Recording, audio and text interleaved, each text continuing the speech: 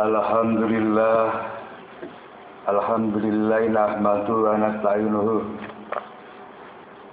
wa nastaghfiruh wa na'udzu billahi min syururi anfusina wa min sayyiati a'malina man yahdihillahu fala mudhillalah wa man yudlil fala hadiyalah. Asyhadu an la ilaha illallah wahdahu la syarikalah wa asyhadu anna Muhammadan abduhu wa rasuluh. Allahumma sholli wa sallim wa barik ala Muhammadin wa ala alihi wa sahbihi ajmain. Qala Allah ta'ala fil Qur'anil Karim, a'udzu billahi minasy syaithanir rajim. Bismillahirrahmanirrahim. La yaghurannaka taqallubul ladzina kafaru fil bilad mata'un qalil tsumma ma'wahum jahannam wa bi'sal mihad. Lakinnal ladzina taqaw rabbahum lahum jannatun tajri min tahtiha al-anharu khalidina fiha nuzulan min 'indillah wa ma 'indallahi khairul abrar. Sidang jamaah ingkang dipun mulyakaken Allah Subhanahu wa taala. Syukur alhamdulillah bilih diwanci punika kita sami tasih dipun paringi kegiatan kangge nindakaken kewajiban kita sebagai hamba Allah. Inggih punika nindakaken salat jamaah wonten Baitullah. Ingkang mekaten namung saged kita rasaken menggalipun tiyang-tiyang ingkang manahipun wonten laos iman lan takwa dhateng ngasanipun Allah Subhanahu wa taala. Kanthi iman lan takwa menika saged dorong dumateng jasmani kita sami kangge sumangkah tumuju dumateng Baitullah. Ingkang mekaten rangganipun keimanan ingkang wonten manah kita sami.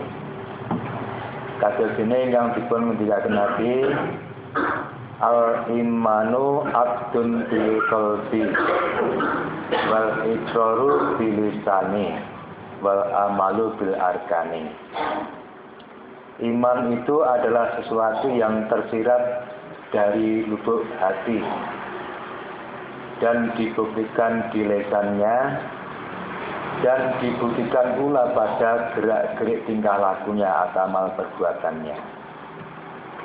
Dados kanthi kados menika bilih serangkan iman boten namung wonten manahipun namung wonten lesanipun kabukti ugi nuwuhaken inggih menawa tingkah lakunipun. Mila tiyang mukmin antawis manahipun utawi pangandikanipun ing lesan lahir dumateng gerak-geripun menika sami. Sami. Mila boten badhe saged tiyang menika ngapusi utawi menipu dirinya sendiri. Tidak akan bisa. Bila lesan menika saged terpengaruh hawa nafsu. Bisikan hawa nafsu dibantu oleh akal, nanti kalau saya tidak menipu saya akan malu, akan dipermalukan oleh masyarakat. Padahal hatinya mengakui bahwa apa yang diucapkan itu salah atau tidak benar. Nah, dengan demikian lesan akan berbuat tidak sesuai dengan bisikan hatinya. Nah, ini yang namanya menipu. Padahal orang ini tahu, dalam hatinya tahu apa yang saya ucapkan ini tidak benar atau saya menipu tahu. Nah, yang demikian inilah yang perlu kita gigis habis. Harus kita sesuaikan. Harus sama. Sikap orang yang beriman, kalau sudah iman kepada Allah, ucapannya pun juga akan terbawa oleh bisikan hatinya. Dengan iman pada Allah, lesan juga akan tunduk patuh pada Allah. Senantiasa zikrullah, ingat pada Allah. Ucapannya tidak akan menyimpang dari larangan-larangan Allah atau ucapan-ucapan yang menimbulkan azab dari Allah. Contoh menipu atau berbohong, ini adalah perbuatan yang diharamkan. Siapapun orang tidak mau ditipu. Siapapun orangnya. Nah yang demikian ini, yang lebih tahu adalah orang yang menipu tadi, dan Allah jelas mengetahui apa yang diucapkan orang ini. Inilah Bapak dan Saudara yang dimuliakan Allah SWT. Kadang-kadang kita menjumpai, mungkin ada pada diri saya sendiri atau pribadi kita masing-masing. Mungkin sholatnya sudah tekun, sudah rajin kita laksanakan. Puasa Ramadan, kewajiban ini sudah kita lakukan. Tapi dalam kehidupan sehari-hari, kadang lisan kita ini masih mengikuti gerak-gerik hawa nafsu. Hawa nafsu ini Allah firmankan akan membawa pada kejahatan. Maka kalau gerak-gerik ucapan, gerak-gerik jasmani mengikuti hawa nafsu, akan menemukan kesesatan hidup atau kesengsaraan hidup. Inna nafsa la'amaratum bisu. Sesungguhnya hawa nafsu ini akan membawa pada kejahatan. Kejahatan banyak ragamnya. Ya, kejahatan lisan, ya menipu tadi, berbohong tadi. Atau mungkin berbuat ghibah. Ghibah itu bahasa Jawanya ngerasani. Ya, ngerasani, rasa-ngerasan. Membicarakan sikap orang lain atau tingkah laku orang lain yang tidak benar. Yang benar pun tidak diperbolehkan. Ya, Nabi bersabda, bagaimana ya Rasulullah kalau yang saya ucapkan ini benar apa adanya? Nabi bersabda, yaitu yang namanya ngerasani atau menggunting. Kalau membicarakan orang lain yang tidak ada benarnya, kita membuat-buat, itu namanya fitnah. Ya. Memberitakan tingkah laku orang lain pada orang lain tidak berbuat yang diucapkan orang ini, atau yang diberitakan orang ini, itu namanya fitnah. Nah ini karena apa Bapak dan Saudara yang dimuliakan Allah SWT? Karena kita hidup di negara Indonesia ini, apalagi negara kita ini bukan negara Islam. Walaupun dalam Pancasila sudah diberi kebebasan ketuhanan yang Maha Esa, seluruh penduduk Indonesia bebas untuk memilih agama sesuai dengan keyakinannya. Termasuk kita yang menolak agama Islam dibebaskan juga untuk mengamalkan sesuai dengan aturan Islam. Namun toh pengaruhnya lebih banyak. Maka dalam Quran kami bacakan tadi, la yaghurunaka taqallubul ladzina kafaru fil bilad. Janganlah sekali-kali kamu terperdaya oleh kebebasan orang-orang kafir bergerak di dalam negeri atau di dunia ini. Jadi orang-orang kafir ini sudah sama sekali tidak belajar agama, ya tidak, apalagi mengontrol tingkah lakunya dengan agama. Bagaimana contoh dalam acara televisi itu banyak tayangan-tayangan yang kita lihat setiap hari. Kadang kita kurang mengontrol. Yang kita lihat ini menyuburkan hati kita untuk iman atau menjauhkan hati kita untuk iman. Kadang kita kurang mengontrol. Satu acara menyambut, mensyukuri akan pelantikan Bapak Presiden kita. Awalnya dengan doa, mendoakan agar Bapak Presiden memimpin negara ini bisa amanah dan sebagainya. Setelah itu disambung dengan lagu-lagu dangdut dan penyanyinya pun jauh dari tuntunan agama. Nah yang seperti ini kadang kita juga melihat tidak ada respon sama sekali, ini bagaimana. Sehingga kesimpulan yang kita ambil, oh ini boleh.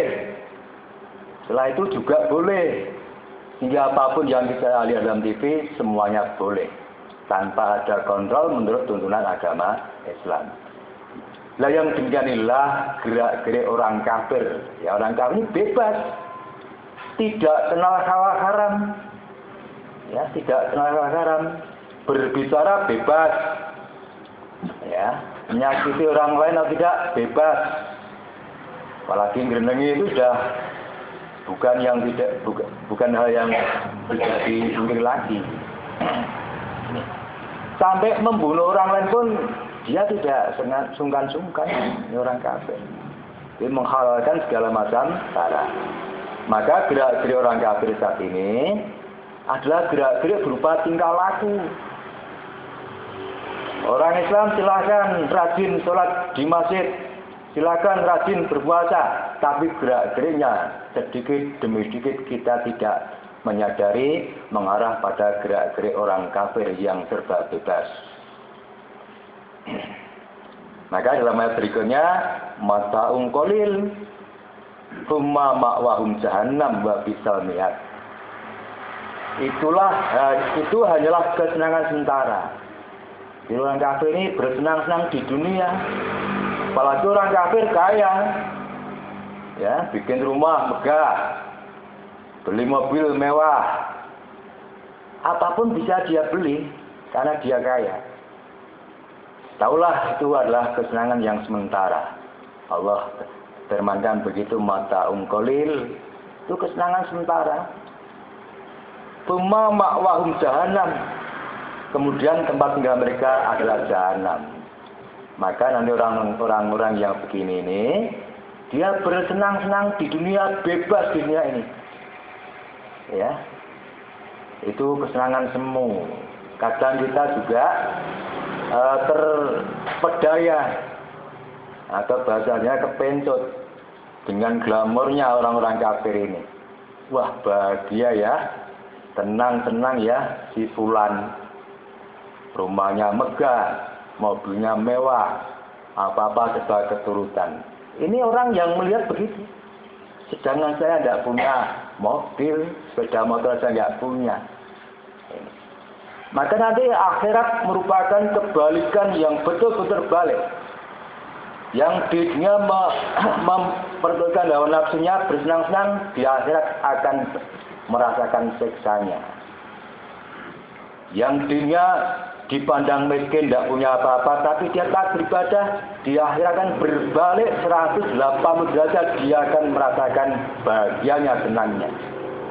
Maka akhirat inilah yang merupakan satu tujuan utama orang-orang yang beriman. Dan kuncinya kehidupan ini bukan kaya dan miskinnya, bukan pangkat tinggi atau rendahnya, bukan raja atau rakyat jelata, tidak. Orang meninggal dunia, yauma la yanfa'u malun wala banun illa man atallaha biqalbin salim. Di hari manusia dipanggil oleh Allah, layan pak, tidak ada manfaatnya lagi malun, harta benda yang dia miliki, wala banun, dan anak-anak keturunan mereka, illa man atallaha biqalbin salim, kecuali orang yang menghadap pada Allah dengan hati yang selamat.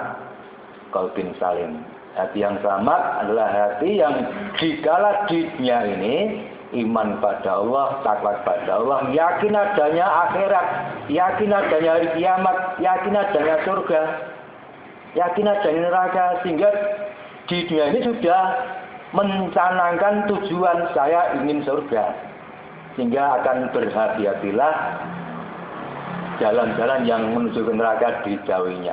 Ini dunia sudah ditempuhnya, sudah berhati-hati ya dunia. Lah orang seperti inilah walaupun di dunianya sebagai rakyat biasa, rakyat jelata, tidak punya harta yang banyak, insya Allah surga didapatnya. Kebalikan yang raja sudah difirmankan oleh Allah. Sejak Raja Abroha yang menyerang Ka'bah dihantui oleh Allah. Raja Fir'aun yang mengaku Tuhan, Anna Rabbakumul A'la. Jadi raja mengaku sebagai Tuhan, saya Tuhanmu. Gitu. Itu pun juga dihancurkan oleh Allah.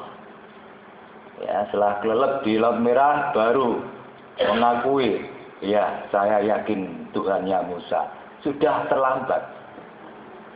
Maka kalau nyawa sudah di kerongkongan oleh Sakrul Maut, sudah tertutup pintu tobat. Seperti Raja Firaun ini.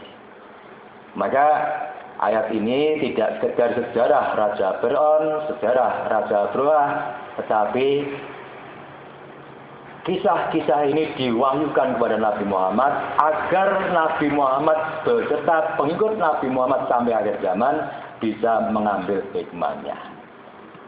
Maka pada ayat yang lain Allah berfirman, "Famanittaba'a hudaya fala yadhillu wa la yashqa." Barang siapa yang mengikuti akan petunjukku, petunjuk Allah, fala yadhillu, maka dia tidak akan sesat, wa la yashqa, tidak akan celaka. Jadi dunia ini sudah tidak akan celaka, tidak akan sesat. Ya. Nah, sebaliknya, wa man a'rada an dzikri fa inna lahu ma'isatan dongka wa nahsuru yaumal qiyamati amma. Pada surat At-Toha ayat 123 124. Barang siapa yang berpaling dari peringatanku, dari petunjuk Allah maksudnya, maka sesungguhnya baginya penghidupan yang sempit. Maisatan dongka, penghidupan yang sempit. Rumahnya megah, mobilnya mewah, hatinya sumpek. Hatinya sesek. Ternyata mobil mewah hasil kredit atau pinjaman. Ya, seperti yang diberitakan di Jateng Pos hari Rabu 22 Oktober 2014. Kepala desa saya lupa, Kabupaten Sukoharjo membunuh istrinya, kedua anaknya dibunuh. Setelah dibunuh dia gantung diri. Ini korannya masih saya simpan di rumah. Ini kenapa? Apakah bumi Allah ini sempit? Allah katakan bumi Allah adalah luas. Mengapa harus bunuh diri?